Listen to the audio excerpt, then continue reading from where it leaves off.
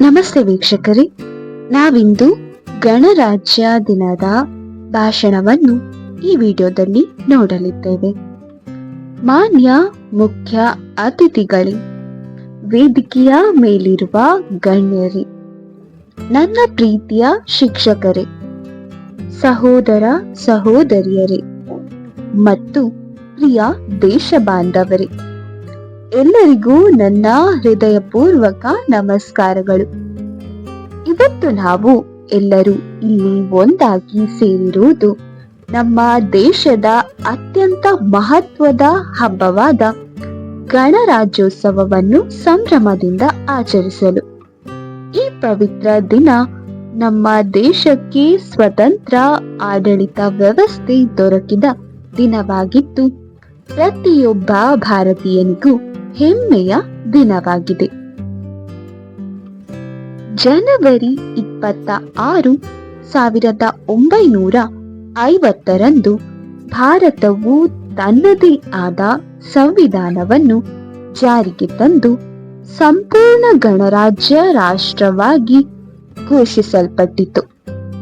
ಈ ದಿನದಿಂದ ಭಾರತವು ತನ್ನ ನಾಗರಿಕರಿಗೆ ಸಮಾನ ಹಕ್ಕುಗಳು, ಸಮಾನ ಗೌರವ ಮತ್ತು ಸಮಾನ ಅವಕಾಶಗಳನ್ನು ನೀಡುವ ರಾಷ್ಟ್ರವಾಗಿ ಹೊರಹೊಮ್ಮಿತು.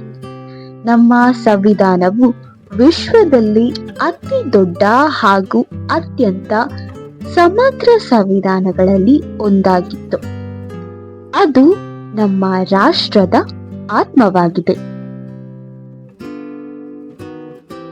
ನಮ್ಮ ಸಂವಿಧಾನದ ಶಿಲ್ಪಿ ಡಾಕ್ಟರ್ BR ಅಂಬೇಡ್ಕರ್ ಅವರು ಸಮಾಜದ ಎಲ್ಲಾ ವರ್ಗಗಳಿಗೆ ನ್ಯಾಯ, ಸ್ವಾತಂತ್ರ್ಯ, ಸಮಾನತೆ ಮತ್ತು ಭ್ರಾತೃತ್ವವನ್ನು ಒದಗಿಸುವ ಮಹಾನ್ ದೃಷ್ಟಿಕೋನವನ್ನು ನಮಗೆ ನೀಡಿದ್ದಾರೆ. ಅವರ ದೂರದೃಷ್ಟಿಯ ಫಲವಾಗಿ ಇಂದು ಭಾರತವು ಪ್ರಜಾಸತ್ತಾತ್ಮಕ ಮೌಲ್ಯಗಳನ್ನು ಅಪ್ಪಿಕೊಂಡು ಮುನ್ನಡೆಯುತ್ತಿದೆ.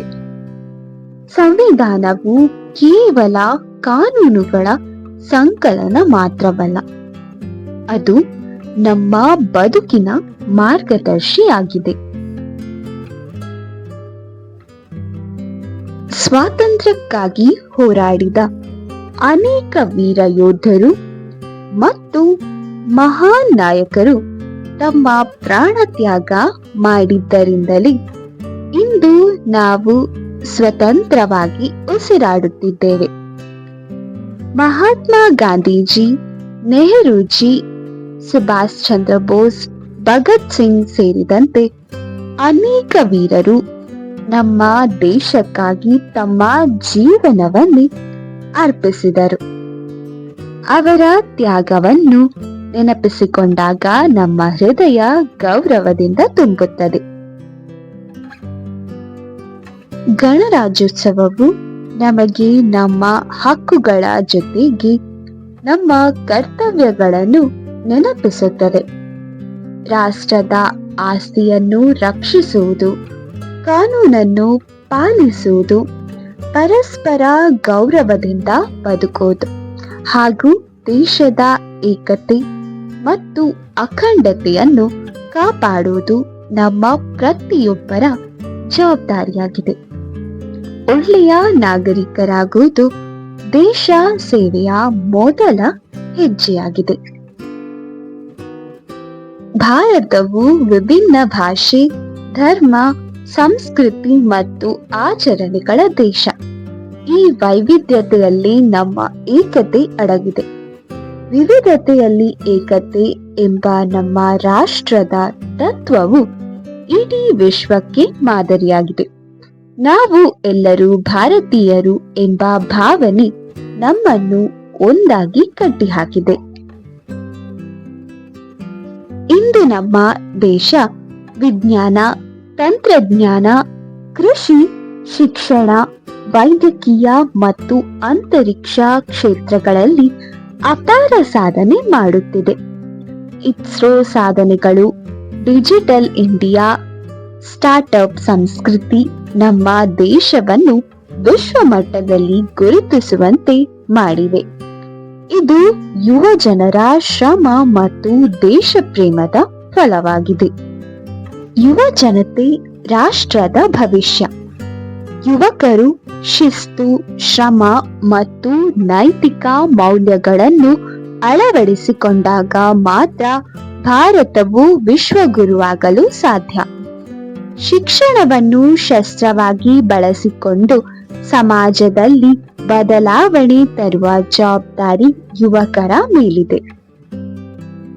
ನಾವು ದೇಶದ ಅಭಿವೃದ್ಧಿಯ ಜೊತೆಗೆ ಸಾಮಾಜಿಕ ನ್ಯಾಯವನ್ನು ಮರೆಯಬಾರದು. ಬಡವರು, ದುರ್ಬಲರು, ಮಹಿಳೆಯರು ಮತ್ತು ಮಕ್ಕಳ ಸಬಲೀಕರಣವೇ ನಿಜವಾದ ಅಭಿವೃದ್ಧಿ. ಮಹಿಳೆಯರು ಇಂದು ಎಲ್ಲ ಕ್ಷೇತ್ರಗಳಲ್ಲಿ ಸಾಧನೆ ಮಾಡುತ್ತಿರುವುದು ನಮ್ಮ ರಾಷ್ಟ್ರದ ಶಕ್ತಿಯ ಪ್ರತೀಕವಾಗಿದೆ. ಗಣರಾಜ್ಯೋತ್ಸವವು ಕೇವಲ ಹಬ್ಬವಲ್ಲ, ಅದು ನಮ್ಮ ಸಂವಿಧಾನದ ಮೌಲ್ಯಗಳನ್ನು ಪುನರ್ಸ್ಮರಿಸುವ ದಿನ. ಪ್ರತಿಯೊಬ್ಬರೂ ಸತ್ಯ, ಅಹಿಂಸೆ, ಸಹಾನುಭೂತಿ ಮತ್ತು ದೇಶ ಪ್ರೇಮವನ್ನು ತಮ್ಮ ಜೀವನದಲ್ಲಿ ಅಳವಡಿಸಿಕೊಳ್ಳಬೇಕು. ನಾವು ಭ್ರಷ್ಟಾಚಾರ ರಹಿತ, ಸ್ವಚ್ಛ, ಶಕ್ತಿಶಾಲಿ ಮತ್ತು ಸ್ವಾವಲಂಬಿ ಭಾರತವನ್ನು ನಿರ್ಮಿಸುವ ಸಂಕಲ್ಪ ಮಾಡೋಣ. ಸ್ವಚ್ಛ ಭಾರತ, ಆತ್ಮನಿರ್ಭರ ಭಾರತ ಎಂಬ ಕನಸುಗಳನ್ನು ಸಾಕಾರಗೊಳಿಸುವ ಜವಾಬ್ದಾರಿ ನಮ್ಮ ಮೇಲಿದೆ. ಕೊನೆಗೆ ಈ ಗಣರಾಜ್ಯೋತ್ಸವದ ಶುಭ ಸಂದರ್ಭದಲ್ಲಿ ನಾವು ಎಲ್ಲರೂ ರಾಷ್ಟ್ರದ ಏಕತೆ, ಶಾಂತಿ ಮತ್ತು ಅಭಿವೃದ್ಧಿಗಾಗಿ ಕೆಲಸ ಮಾಡುವೆವು ಎಂಬ ಪ್ರತಿಜ್ಞೆ ಮಾಡೋಣ. ನಮ್ಮ ಸಂವಿಧಾನವನ್ನು ಗೌರವಿಸಿ, ದೇಶವನ್ನು ಪ್ರೀತಿಸಿ, ಸತ್ಯ ನಿಷ್ಠ ನಾಗರಿಕರಾಗಿ ಬದುಕೋಣ. ಜೈ ಹಿಂದ್, ವಂದೇ ಮಾತರಂ, ಭಾರತ್ ಮಾತಾ ಕಿ ಜೈ. ವಿಡಿಯೋ ನೋಡಿದ್ದಕ್ಕಾಗಿ ಧನ್ಯವಾದಗಳು. ಇನ್ನಷ್ಟು ಹೆಚ್ಚಿನ ಮಾಹಿತಿಗಾಗಿ ನಮ್ಮ ಯೂಟ್ಯೂಬ್ ಚಾನೆಲ್ ಕನ್ನಡ ಬ್ಯಾಂಕ್ ಅನ್ನು ಸಬ್ಸ್ಕ್ರೈಬ್ ಮಾಡಿ ಹಾಗೂ ಸಪೋರ್ಟ್ ಮಾಡಿ.